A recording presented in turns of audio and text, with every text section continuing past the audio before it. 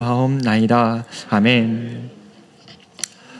주의 예배에 나오신 모든 우리 한 분 한 분들을 축복합니다. 하나님께서 이 저녁에 정말 기도한 것처럼 주님이 우리에게 주시는 풍성한 말씀으로 어떠한 기도의 제목을 가지고 나왔든지 간에 주님이 우리에게 각자에게 말씀하신 하나님의 은혜를 힘입는 그런 시간 되기를 원합니다.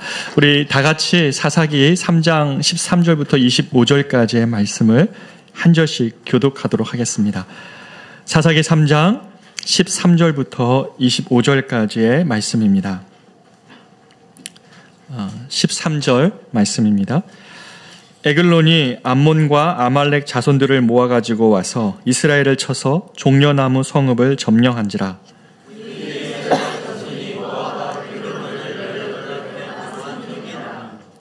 이스라엘 자손이 여호와께 부르짖음에 여호와께서 그들을 위하여 한 구원자를 세우셨으니 그는 곧 베냐민 사람 게라의 아들 왼손잡이 에웃이라. 이스라엘 자손이 그를 통하여 모압 왕 에글론에게 공물을 바칠 때에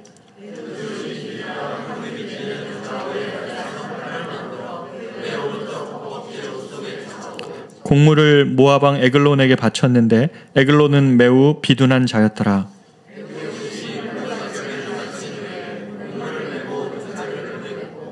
자기는 길갈 근처 돌 뜨는 곳에서부터 돌아와서 이르되 왕이여 내가 은밀한 일을 왕에게 아뢰려 하나이다 하니 왕이 명령하여 조용히 하라 하매 모셔선 자들이 다 물러간지라.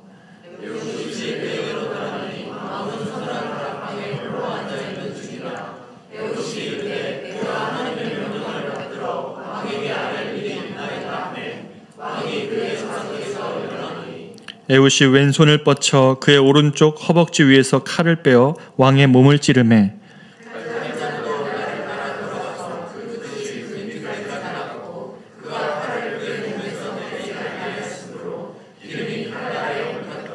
에웃이 현관에 나와서 다락문들을 뒤에서 닫아 잠그니라.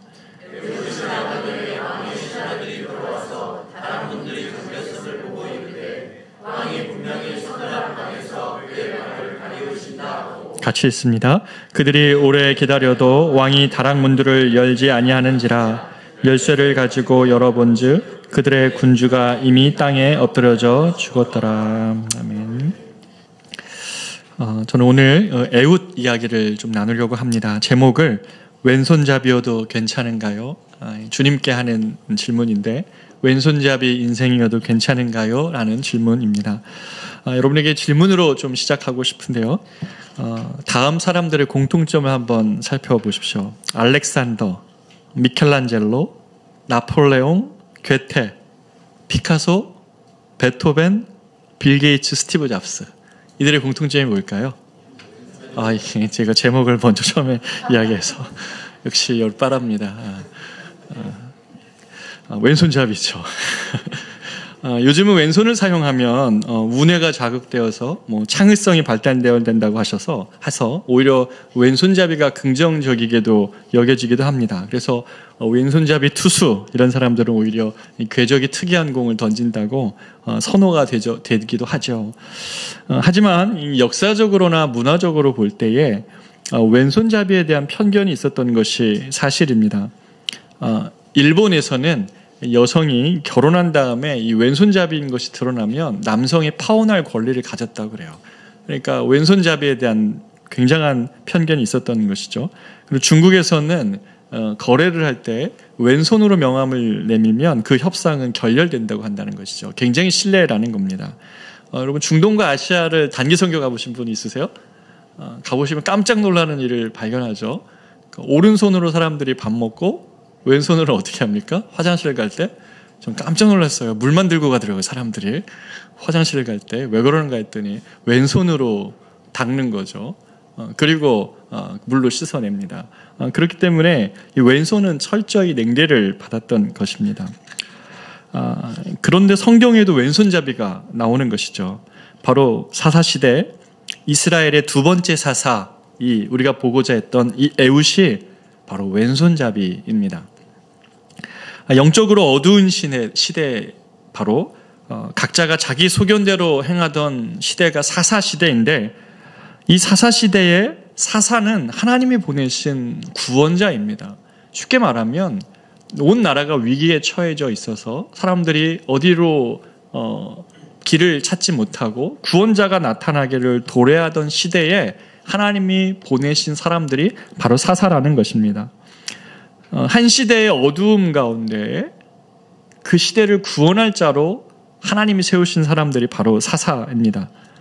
유명한 사사가 있죠. 우리가 잘 아는 것처럼 삼손이죠. 삼손이 사사인데 그는 괴력을 소유한 자였습니다. 여자 사사 누군지 아십니까? 드보라가 여자 사사죠. 그는 사자의 심장을 가진 여인이었어요. 여인인데 사람들을 이끌고 그 시대를 구원한 그런 여인이었죠. 또 사사 기드온 어떻습니까? 처음에는 우리와 닮아 있어요. 민족이 수탈당하니까 하나님 어디 있냐고 하면서 밀 수확한 거를 적군에게 빼앗기지 않으려고 포도주 틀에서 그 몰래 그거 털면서 하나님을 원망하고 있죠. 도대체 하나님 살아계시면 어디 있냐고. 그러면서 기드온이 그렇게 원망했던 그였는데, 불평했던 그였는데, 나중에는 하나님 의지함으로 어떻게 합니까? 미디안 대군을 300의 용사로 맞서 이긴 자였습니다. 그러니까 사사의 스토리들은 굉장히 위대한 이야기들이 많이 나온다는 것이죠. 근데 이런 유명한 스토리들 속에서 사사 에훗 이야기는 매우 무척 평범하게 들립니다.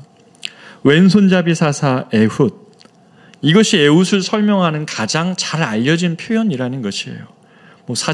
삼손처럼 머리가 길었거나 기드온처럼 300의 용사로 싸웠다거나 그런 내용이 없어요. 왼손잡이 에훗, 이것이 에훗을 가장 잘 대표하는 말입니다. 그런데 이 에훗의 삶을 조금 더 깊이 들여다보면 이 에훗의 이야기에서 우리 이야기들이 보여요. 예기치 못한 하나님의 은혜가 이 에훗을 어떻게 이끌어가는지가 보인다는 것이죠. 하나님의 일이란 것은 무척 의외스럽지만 바로 그렇기 때문에 우리의 작은 삶도, 내가 작은 삶을 살지만 이것이 결코 작은 것이 문제가 되지 않는다는 것을 우리에게 알려주는 바로 그것이 이 에훗의 삶이에요. 사실 성경에 나타나는 위대한 인물들 자꾸 그렇게 거기서만 바울만 바라보면 안 되죠. 사실 바울 옆에 바나바가 더 귀한데 우리는 바울만 보면서 항상 성경을 바라보는데 사실 바울 옆에 바울을 세웠던 바나바를 바라보는 것도 은혜인 것처럼 많은 12명의 이 사사 속에서 에훗의 인생을 바라보는 것이 우리에게 주는 도전과 은혜가 있습니다. 본문을 살펴보면 오늘 이 본문은 이렇게 시작을 합니다. 사사기 3장 13절 14절에 보면 에글론이 암몬과 아말렉 자손들을 모아가지고 와서 이스라엘을 쳐서 종려나무 성읍을 점령한지라. 이에 이스라엘 자손이 모압 왕 에글론을 18해 동안 섬기니라. 여기서 종려나무 성읍은 어디냐면 여리고 성읍이에요. 이스라엘 백성들이 가나안에 들어올 때 첫 번째 무너뜨린 성읍이 바로 이 여리고이죠.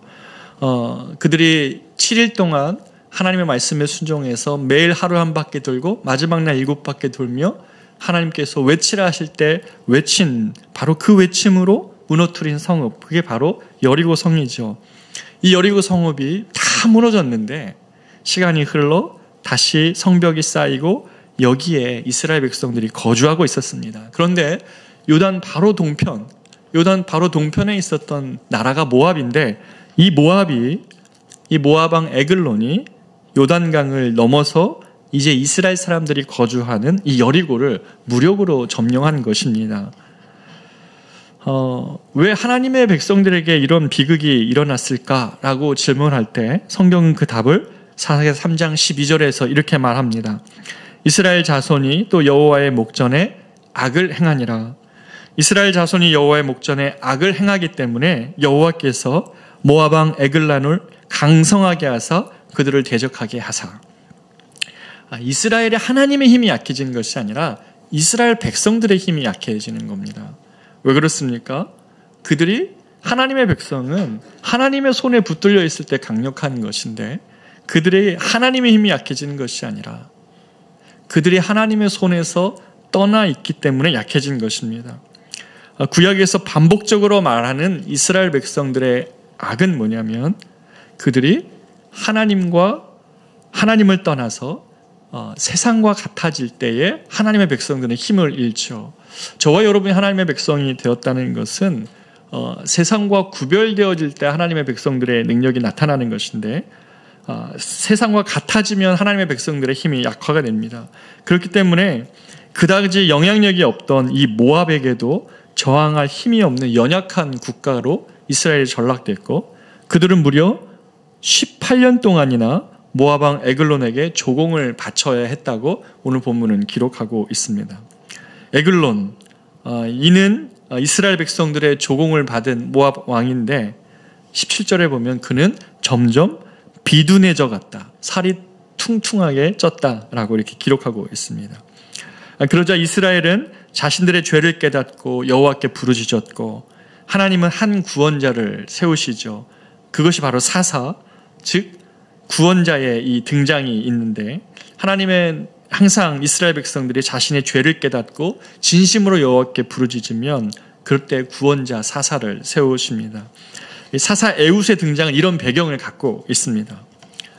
자, 이런 배경을 갖고 있는 에훗인데, 이 사사 에훗이란 인물을 살펴보면 그가 하나님의 이 이스라엘 백성들을 위한 하나님의 도구로 사용되기에는 참 이런 사람을 주님이 사용하셨을까라는 의아함이 듭니다. 삼손 같은 경우에는 그 사사의 직분을 감당하기 위해 하나님께서 그에게 성령을 일시적으로 부어주십니다. 그때마다 삼손이 힘을 얻어서 그 일들을 감당하고 있는데, 사사 에훗은요, 그런 기록이 없습니다. 사사 에훗은 무슨 믿음의 순종의 기록도 없고 아무런 기록이 나오지 않은 그런 자였습니다. 대신 성경은 15절에 에훗을 소개를 하면서 이렇게 얘기하죠. 뒷부분에서 그는 곧 베냐민 사람 게라의 아들 왼손잡이 에훗이라고 말합니다.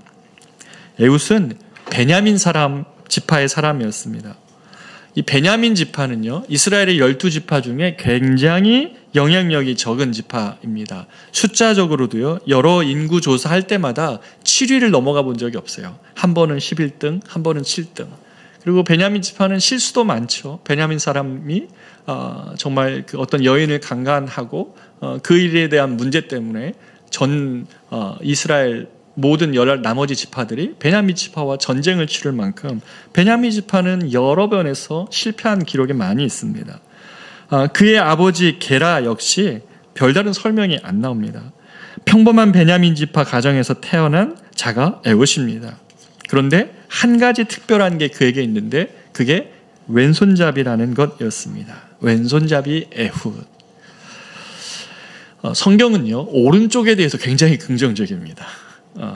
하나님은 오른손을 들어 자신의 백성을 축복하시고, 이사야 62장 89절에 보면 나오고요, 오른손으로 원수를 무찌르는다고 출애굽기 15장 6절에 말씀하시고, 하나님의 오른손에 영원한 즐거움이 있고, 시편 16편 11절 하나님께서 택하신 자가 오른쪽에 앉는다, 시편 110편 1절에 말씀하십니다. 반면 왼손에 대해서는 별다른 언급이 없습니다. 다만 마태복음 25장에서 보면 예수님께서 구원받는 자, 심판을 비유하실 때에 양은 오른편에 있고 염소는 왼편에 둔다는 말씀이 나오죠. 이런 부정적인 구절이 한 군데 딱 나오는데, 이것 때문에 일부 청교도들이 왼손잡이에 대해서 부정적이기도 했었습니다. 근데 저는 좀 생각을 다르게 합니다. 하나님께서 왼손잡이도 만드셨는데 그 왼손을 쓴다고 부정하시다고 할 리가 없다는 것이죠. 우리가 지금 살펴보고 있는 왼손잡이 에훗도요, 태생이 왼손잡이 사람이 아니었어요. 히브리어에서 이 왼손이라는 단어는 세몰이라는 히브리어 원어를 쓰는데, 그런데 이 왼손잡이 에훗을 이야기할 때 본문에 세몰이라는 단어가 안 나와요.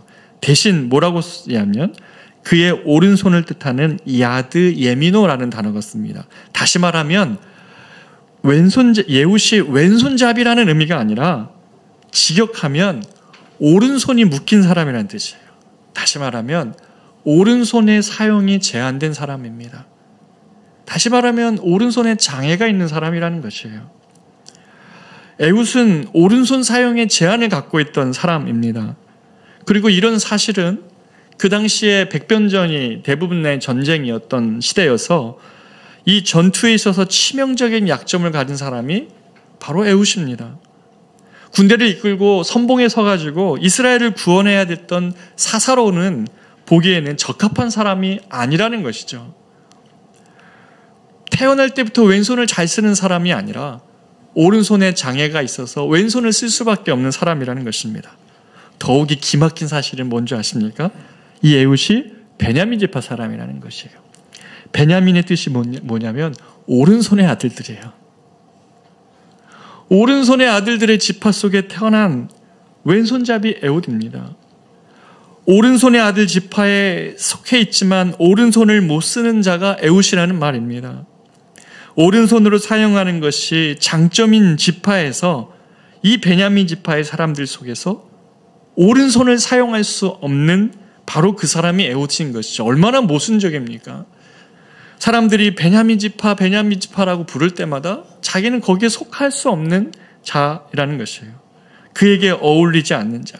주변의 모든 사람과 비교할 때 자기는 어울리지 않는 자가 바로 이 왼손잡이 에훗이라는 것입니다. 하나님께서 모압에 18년 동안 조공을 바치며 고통하던 이 백성을 구원하시기 위하여 에훗을 부르셨을 때에 에훗이 뭐라 했을까요? 성경은 나오진 않지만 아니 하나님 왜 접니까? 저의 배경도 제가 오른손 사용하지 못하는 것도 주님은 아실 텐데 왜 저입니까? 라고 물었을 것입니다. 하지만 하나님께서는 베냐민, 이 오른손의 사람들 틈에 있지만 이 오른손이 묶인 왼손잡이 에훗을 주목하시고 그를 일으키셨습니다. 이 하나님의 의외성, 이 세상의 법칙을 따르지 않고 이 기막힌 역설 속에 사는 이 사람 에훗을 하나님은 사용하십니다. 하나님의 은혜가 사람의 인생에는 이 하나님의 은혜가 빚어가는 기막힌 역설이 있다는 사실을 하나님은 보여주기 위함입니다. 이 에훗은 이스라엘을 구원하라는 하나님의 소명에 진심으로 반응을 합니다. 그래서 16절에 보면 에훗이 길이가 한 규빗 되는 좌우에 날선 칼을 만들어 그의 오른쪽 허벅지 옥속에 차고 당시 이스라엘 모압왕 에글론에게 공물을 바치는 때가 오면 사절단이 가서 항상 이 모압왕 에글론에게 이스라엘 백성들의 사절단이 가서 공물을 바쳤습니다. 그런데 이 사절단에 에훗이 같이 끼어 들어가서 한 규빗 약 45cm나 되는 칼을 오른쪽 허벅지에 숨깁니다. 그리고 사절단이 공물을 바치고 돌아오는 길에 혼자 길을 돌려서 모압왕 에글론 왕을 따로 아련합니다.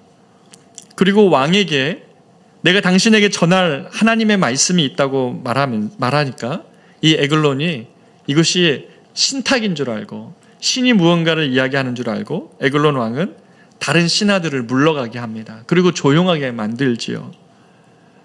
사실 저게 사신 아닙니까?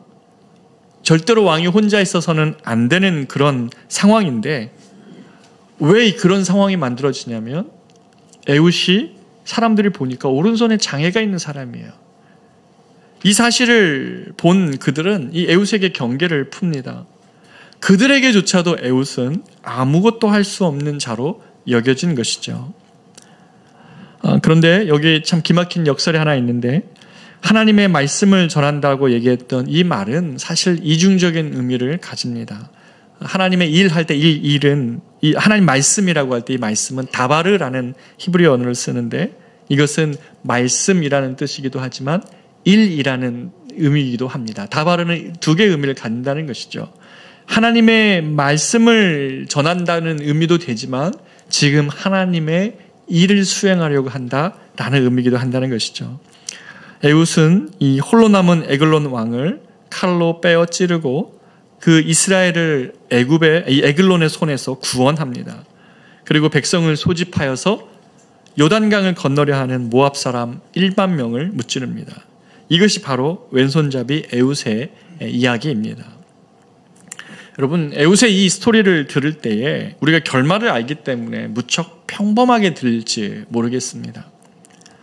그러나 이 왼손잡이 에훗이 자신의 삶에서 감내해야 됐던 시간, 오른손을 쓸 수 없어서 왼손으로 사용하는 사람이라고 불리웠던 상황들, 수많은 시간 그는 좌절해야 되는 치명적인 핸디캡을 갖고 살았던 우리가 들어가 볼 때 에훗의 삶이 결코 쉽지 않았다는 것을 우리가 짐작할 수 있습니다. 오른손의 아들인데 정작 오른손을 쓸 수 없는 자, 그런 신체적 결함을 가져가지고 적들에게조차 위협이 되지 못했던 사람, 사람들의 눈에 보기에는 아무런 능력이 없이 보여지는 바로 그 에훗, 그것이 바로 왼손잡이 사사 에훗의 모습이었다는 것이죠. 때로 우리 인생이 에훗처럼 느껴질 때가 있습니다. 그래서 자기 연민에 빠져질 때가 있습니다. 한없이 연약한 상태에 있는 것이죠. 나를 둘러싼 사람들에 비하면 이 오른손을 쓰는 사람들, 그들이 뭔가 주도하고 그들이 뭔가 역사를 이뤄가고 그들이 뭔가 중요한 자리를 다 차지하는 것 같은데 나는 그들 틈에서 오른손을 쓸 수 없는 사람이라고 여겨지는 이 에훗, 오른손의 사람들 틈에서 치명적 한계를 가진 존재로 스스로를 비하하고 연민에 빠지는 경우가 많이 있다는 것이죠. 자신에 대한 실망감과 답답함으로 살아갈 때가 있는 것입니다. 그런데 에훗은 성경에 명시적 진술이 나오지 않지만 그는 하나님의 이 부르심에 좌절하지 않고 하나님의 이끄심에 따라 자신을 맡기면서 결코 에훗이 스스로는 할 수 없는 일들을 해나갑니다. 그의 한계를 주변의 사람들의 시선으로 보면 그는 결코 그런 삶을 살아갈 수 없는 삶을 살아간다는 것이죠. 이스라엘이 모압 왕 에글론에게 공물을 바쳤다고 얘기할 때 원어적으로 보면 이 표현은 하나님께 제사 드릴 때 사용하던 그 단어입니다. 그러니까 모압 왕 에글론에게 지금 마치 공물을 드린, 예수님께 하나님께 제사 드릴 때 쓰듯이 모압 왕 에글론에게 그렇게 지금 공물을 드린다고 표현하면서 15절 오늘 본문에 보면 이스라엘이 그 에훗을 통하여 공물을 바쳤는데, 여러분 한번 보십시오. 지금 그 하나님께 드리는 제사를 지금 에훗이 마치 에글론에게 드리는 것 같은 그런 상황을 묘사를 하고 있는 것이에요. 그런데 더 놀라운 건 뭐냐면 한국어 번역에 생략되었던 표현이 하나 있는데 그것은 오늘 본문이 에훗의 손을 통하여 바쳐졌다 이렇게 기록이 되어져 있습니다. 그를 통하여 바쳐졌다는 히브리 원문을 보면 에훗의 손을 통하여 그 에글론 왕에게 하나님께 드리는 것 같은 제물이 바쳐졌다. 여러분 이게 얼마나 수치스러운 일입니까? 오른손에 제약이 있는 에훗의 손으로 적국의 곡물이 바쳐졌다는 말입니다. 겉으로는 무척 치욕스럽습니다. 나머지 남은 한 손으로도 그는 할 게 없어서 적국에게 곡물 바치는데 그 나머지 한 손도 그렇게 사용되었다라고 말하는 것인데, 그러나 여기에는 반전이 있는 것이죠. 그러나 하나님께서 그를 사용하셨을 때에 그의 손은, 그 수치스러웠던 손은 하나님의 손에 의해서 구원의 손이 되었던 것입니다. 겉으로는 볼품없어 보이고 둘러싼 모든 사람들에 비하면 나는 어울리지도 않는 것 같고 심지어 남은 손마저 적국에게 곡물을 바치는 손으로 사용되는 치욕이 있는 것 같을지라도 하나님 앞에 자신을 이 맡긴 인생이 하나님 손에서 귀하게 사용될 수 있음을 오늘 본문은 우리에게 가르쳐 줍니다. 이사야서 53장 2절에 보면 구원자 예수님을 고대하며 메시아의 풍모에 대해서 이렇게 말씀하시죠. 그는 주 앞에서 자라나기를 연한 순 같고 마른 땅에서 나온 뿌리 같아서 고운 모양도 없고 풍채도 없은즉 우리가 보기에 흠모할 만한 아름다운 것이 없도다. 이사야가 본 예언자, 구원자의 모습이 이랬다는 것이에요. 마른 땅에서 나온 뿌리가 무슨 생기가 있고 볼품이 있겠습니까? 연한 순 같아서 그에게는 구원자의 풍모가 없는 것이죠. 고운 모양도 없고 능력 있는 풍채도 없어서 보기에는 흠모할 만한 아름다운 것이 없는 것이 바로 이사야가 생각했던 메시아입니다. 예수님은 나사렛 출신이어서 나다나엘에게 이 나사렛에서 무슨 구원자가 나오겠냐고 그 지역적으로도 멸시를 받고 그렇게 차별을 당했죠. 하나님의 의외성, 이 외모와 출신, 사람들의 주목을 끌거나 능력의 탁월함으로 하나님은 일하시지 않는다는 것을 성경은 일관되게 이야기합니다. 예수님은 세상을 흠모하는 자에게는 흠모할 구석이 전혀 없는 분이셨습니다. 예수님이 부르신 제자들도 그 면면이 그랬습니다. 그러나 하나님의 일하심의 역사에는 하나님의 은혜가 빚고 완성시킨 인생들이 참 많이 있습니다. 하나님은 왜 이런 왼손잡이 같은 인생들을 불러 사용하십니까?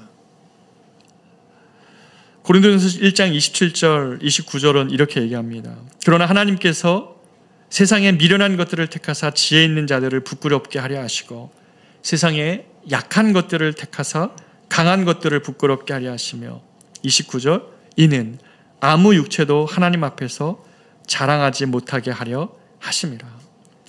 우리들이 꿈꿔야 되는 인생은 하나님 앞에서 자랑하는 것 많은 인생보다 하나님 앞에서 나의 나됨은 하나님의 은혜임을 자랑하는 인생 되기를 여러분 진심으로 축복합니다.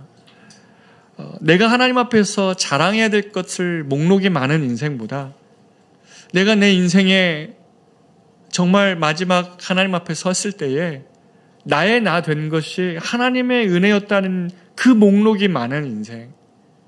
나는 사실은 주변의 사람들에 비하면 오른손의 사람들 틈에서 오른손을 쓸 수 없는 약한 자였었고 그런 나의 약점 때문에 나는 늘 그것이 나의 한계라고 여겨졌는데 이 에웃은 바로 그 한계 때문에 적의 경계심을 풀 수 있었고 바로 그 한계 때문에 하나님은 이 에웃이 하나님을 의지하는 사람으로 바꿨다는 것이죠. 우리가 세상 살며 갖춰야 될 것들이 많이 있습니다. 이런 약한 어떤 부분을 하나님께서 사용하신다고 하면 어떤 분들이 이렇게 얘기할 거예요. 목사님 너무 모르시는 것 아닙니까? 세상 살면서 갖춰야 될 것이 얼마나 많은 줄 압니까? 사실 저도 그렇습니다. 그거 부정하고 싶지 않습니다. 우리에게는 달란트도 능력도 재물도 모든 것이 다 필요합니다. 남에게 꾸이지 않고 여러분이 정말 남에게 베풀 수 있는 그러한 능력과 지위와 그런 삶을 살기를 원합니다. 그런데 여러분에게 제가 정말 바라고 싶은 삶은 우리들이 어떠한 삶을 살았든지 간에 하나님의 은혜가 나를 빚었다는 것을 여러분 진심으로 고백할 수 있는 인생 되기를 진심으로 축복합니다. 바울은 자신의 인생에서 바울은 끊임없이 얘기하죠. 자신의 몸에 가시가 있어서 하나님 이것 좀 벗겨주시면 내가 주님의 일을 더 잘할 수 있을 것 같다고. 그게 아마 안질이라고 성경학자들은 이야기하는데 눈이 잘 보이지 않았어요. 어떤 사람들은 바울이 눈에 그 가시가 대머리라고 얘기해요. 탈모. 그렇게 얘기하는 사람도 있어요.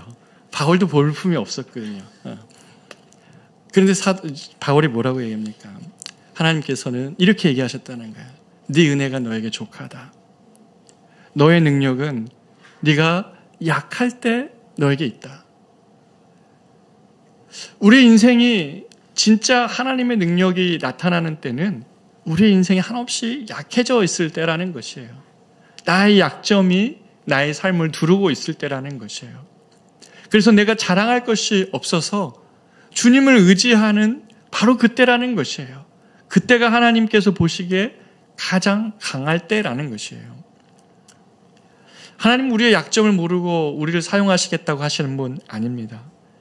그리고 그 약점은 하나님 손에서 우리 인생을 오직 하나님을 의지하게 만듭니다.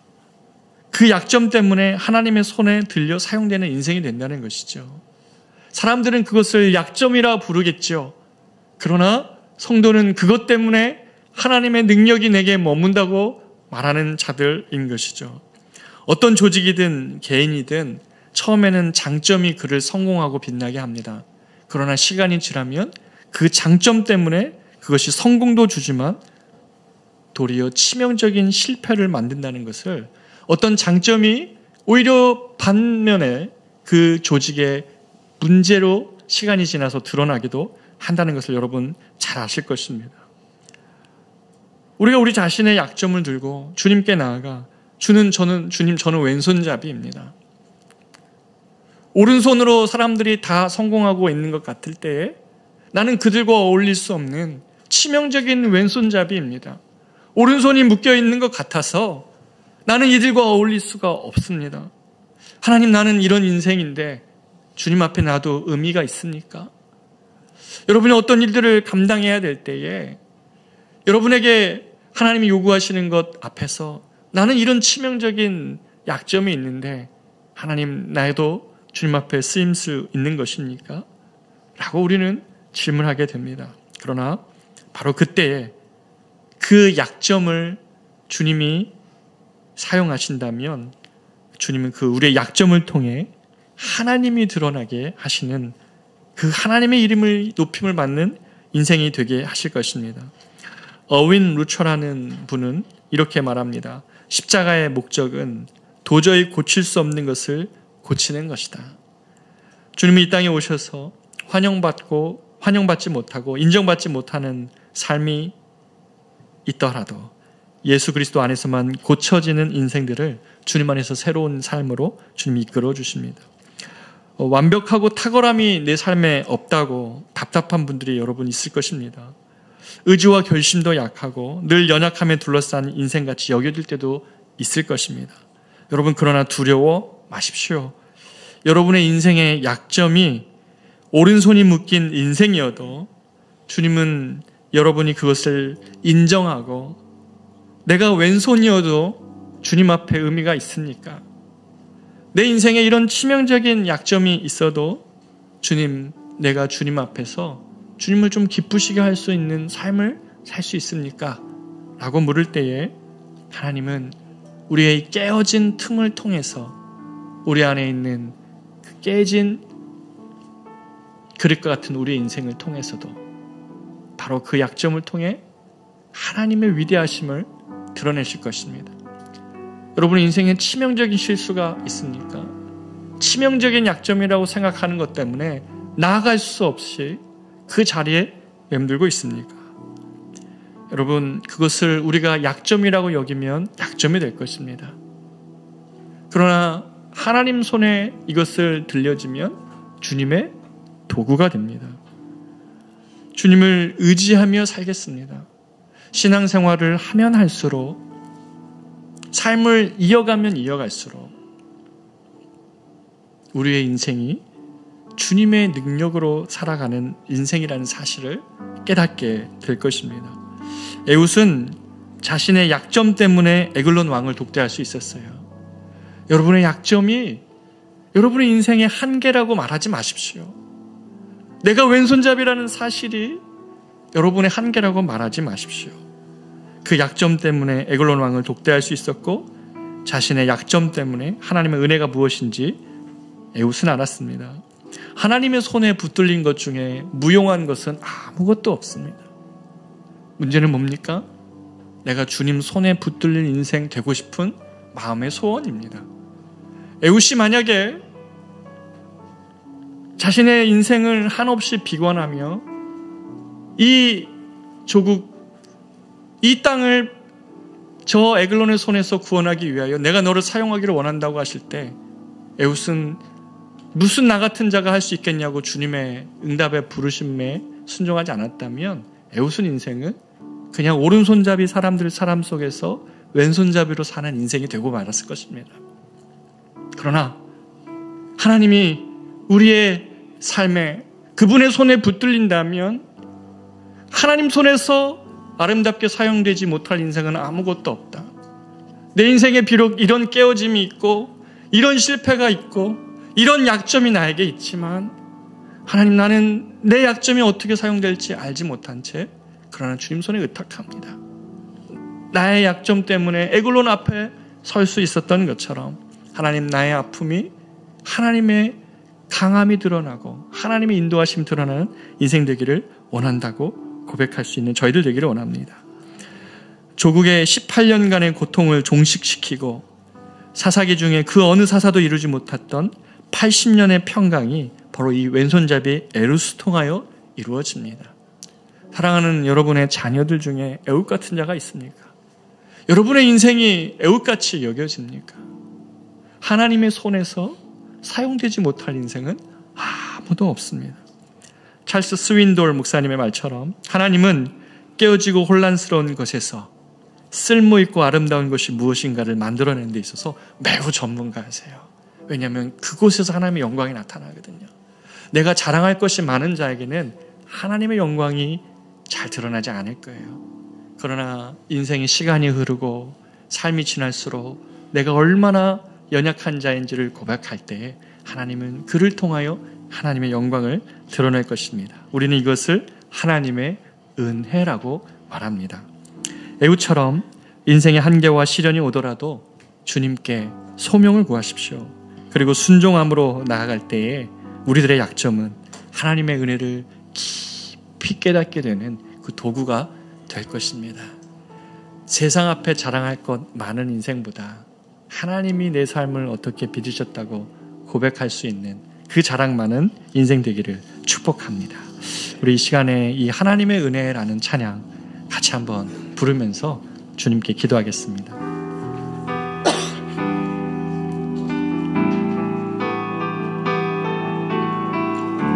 나를 지으시니가 하나님, 나를 부르시니가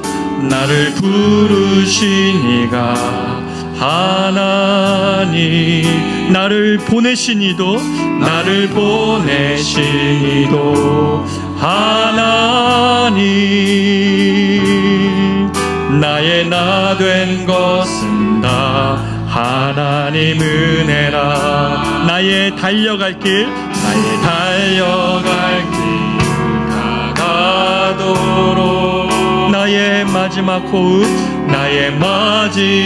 호흡 다하도록 나로 그 십자가 품게 하시니 나의 나 된 것은 다 하나님 은혜라. 한량없는 은혜, 갚을 길 없는 은혜, 내 삶을 애워싸는 하나님의 은혜,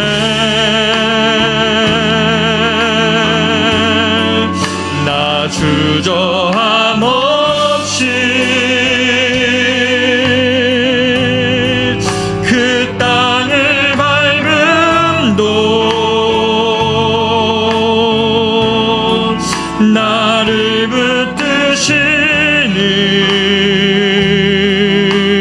붙드시는 하나님의 은혜, 한량없는 은혜, 한량없는 은혜, 갚을 길 없는 은혜, 내 삶을 애워싸는 하나님의 은혜, 나 주저함 없이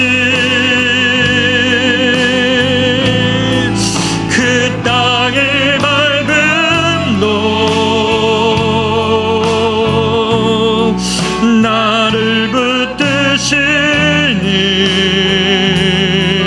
붙드시는 하나님의 은혜. 우리가 이 시간에 같이 한번 오늘 말씀을 붙들고 기도하기를 원합니다. 하나님, 내가 왼손잡이여도 괜찮겠습니까? 오른손의 사람들 틈에서 나는 어울리지 않는 자인 것 같은데, 하나님, 나의 이 약점을 가지고도 당신의 기쁨이 될 수 있는 것입니까? 나의 이 한계와 치명적인 깨어짐이 있음에도 불구하고 내가 주님을 기쁘시게 할 수 있는 그런 값 있는 인생 맞습니까? 우리가 그렇게 주님께 부르짖을 때 주님은 반드시 우리에게 이렇게 말씀하십니다. 너의 약한 곳에서 나의 강함이 드러날 것이다. 너의 약점 때문에 너는 나의 손에 들려 사용할 수 있다. 우리가 하나님 앞에 내가 스스로 이룬 성공의 무언 목록 때문에 주님 앞에 자랑할 것 많은 인생보다, 하나님, 당신이 나를 이렇게 빚으셨다고 나의 수많은 실패와 좌절과 연약함 속에서 당신은 나를 나되게 했다고 그 수많은 목록이 주님 앞에 있는 인생 되기를 원합니다. 그래서 우리의 작은 것이 문제되는 인생이 아니라 이것이 주님 손에 붙들린 인생 되는 것인가, 이것이 훨씬 중요한 인생입니다. 여러분, 이런 왼손잡이 애웃과 같은 삶을 내가 살고 있다면 주님께 기도하십시오. 그리고 여러분의 자녀와 여러분의 정말 내 가까운 누군가가 그런 인생으로 생각하고 있다면 주님 만날 수 있게 기도하시기를 원합니다. 주님 손에 붙들려서 아름답지 않을 인생은 하나도 없는 것입니다.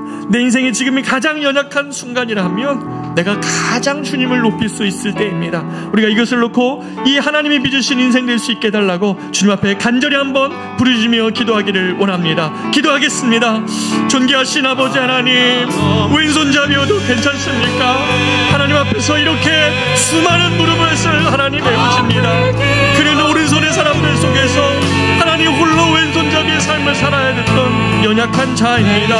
하나님 아버지, 수많은 실패를 겪었던 베냐민 집회 속에서 조국을 하나님 구원할 자가 나타날 것이라고 아무도 예상하지 못했지만, 아버지 하나님, 그런 하나님 손에 붙들린 인생 중에 아름답지 않은 인생 하나도 없음을 하나님은 오늘 본문을 통하여 우리에게 가르쳐 주십니다.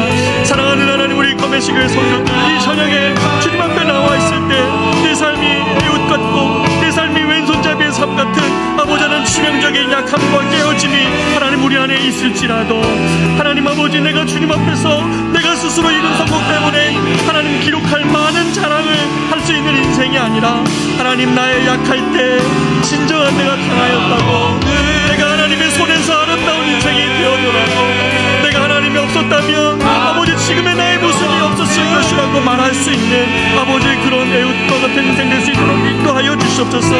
하나님의 애웃의 치명적인 약점이 그를 에글론 앞에서 단독으로 설 수 있었고 하나님의 일을 이룰 수 있었던 하나님 도구가 되었습니다. 그는 하나님 겉으로 보기에는 저 에글론 왕에게 자신의 손을 들어 하나님 아버지 그에게 조국을 바칠 수밖에 없는, 남은 한 손조차도 하나님 수임받을 수 없을 것 같은 그런 인생이었지만, 하나님이 그를 붙으셨을 때는 아버지 하나님 그 치명적인 약점의 손이 하나님의 손의 도구로 사용되었던 것을 봅니다. 하나님, 깨어짐이 많을수록 우리에게 드러난 하나님의 영광이 더 큼을 봅니다. 사랑하는 우리 커맨실 하나님, 이 자리에서 예배드리는 사랑하는 우리 모든 성도들의 삶에 하나님의 이 은혜가 무엇인지를 하나님의 신앙수를 더욱더 알게 하여 주시옵소서. 한량없는 은혜라고, 갚을 길 없는 은혜라고, 내 삶을 에워싸는 하나님의 은혜라고 말할 수 있는 우리 커맨실의 모든 성도들 될 수 있도록 주님이 하나님 저녁 가운데 함께하여 주시옵소서. 주님이 우리를 진정으로 강하게 하시는, 우리의 약점이 문제되는 인생이 아니라 우리가 주님 손에 붙들린 것이 우리 인생의 가장 귀한 것임을 믿고 아버지 하나님 약할 때 강함 되시는 그 주님을 온전히 의지하고 쫓아가는 저희들 될 수 있도록 인도하여 주시옵소서. 하나님, 왼손잡이 애운생에 임한 그 은혜를 우리의 자녀들에게 허락하여 주십시오. 우리의 인생에 허락하여 주시옵소서. 그 하나님의 부르실 때에 하나님 나의 약점 때문에 주저하는 인생이 되지 않고 하나님 앞에 온전히 이 땅하는 저희 될 수 있도록 인도하여 주시옵소서. 우리 한 가지만 더 기도하고 마치기를 원하는데요. 지난주에 우리가 태신자 작정을 했을 때에 여러분 받으셨겠지만 101명의 우리 지체들을 우리 성도들이 이렇게 태신자로 품으셨어요. 더 많아질 거라고 믿습니다. 이건 1차 작정이고요. 교회가 같이 기도하면서 여러분 영혼 안에 품게 하시는 영혼들이 있을 것이라고 저는 믿습니다. 우리가 같이 한번 기도했으면 좋겠습니다. 하나님은 세상의 왼손잡이 같은 에웃과 같은 인생들을 다 부르셔서 그의 인생이 결코 실패한 인생 아니라고 말하시며 하나님 앞에서 새로운 생명과 삶을 허락하십니다. 어떠한 자라도 주님 손에서 아름답게 변하지 않을 인생이 없다는 사실이죠. 우리 이 시간에 한번 기도합시다. 하나님, 우리 커맨시 교회가 하나님 이러한 자들을 찾아내고 발견하시는 하나님의 은혜의 손길과 도구가 될 수 있게 해달라고, 하나님 새 생명 축제를 통하여 하나님의 귀한 영혼들이 주 앞에 돌아오는 놀라운 구원의 역사들이 일어나는 교회 될 수 있게 해달라고, 이것을 놓고 같이 한번 마지막으로 기도하겠습니다. 존귀하신 아버지 하나님, 기도합니다. 하나님 앞에서 하나님 앞 아름답지 않을 인생은 없습니다. 하나님, 세상의 에웃과 같은 하나님 사람들, 하나님을 만난다면 그의 인생이 비관이 아니라 하나님 약점이 아니라 결정과 상처투성이 인생이 아니라 하나님 손에서 아름다워질 수 있는 인생들, 생명을 얻을 수 있는 사람들이 많이 있습니다. 하나님, 101명의 하나님 주체들을 우리가 작정하였습니다. 하나님 아버지, 그것이 가족이고 하나님은 친구이고 자녀이고 아버지 하나님 이웃입니다. 하나님, 이러한 하나님 자들에게 우리가 같이 한번 복음을 전하며 주님의 역사를 기대하며 하나님 간구합니다. 성령께서 일하시는 시간 되게 하소서. 성령께서 하나님 우리 교회에 구원의 역사를 베풀어 주셔서 하나님의 기쁨과 하나님의 잔처에 하나님 초대되어지는 교회 될 수 있도록 주님 그런 은혜를 베풀어 주시옵소서. 하나님 손에 모든 걸 의탁하며 주님 앞에서 우리가 주님을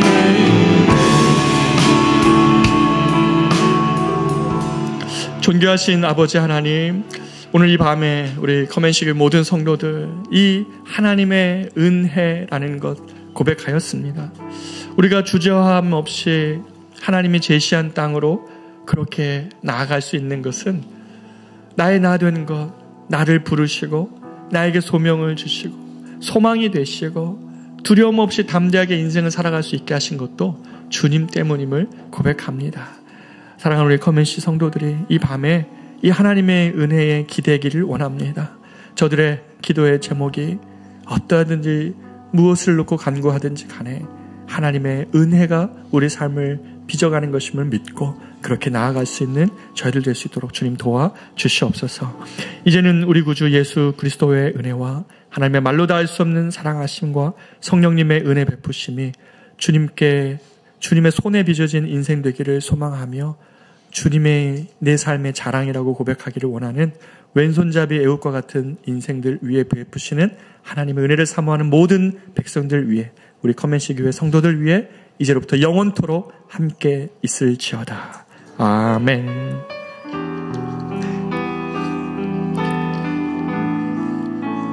우리 함께 계속 기도하며 나아가겠습니다. 기도하겠습니다.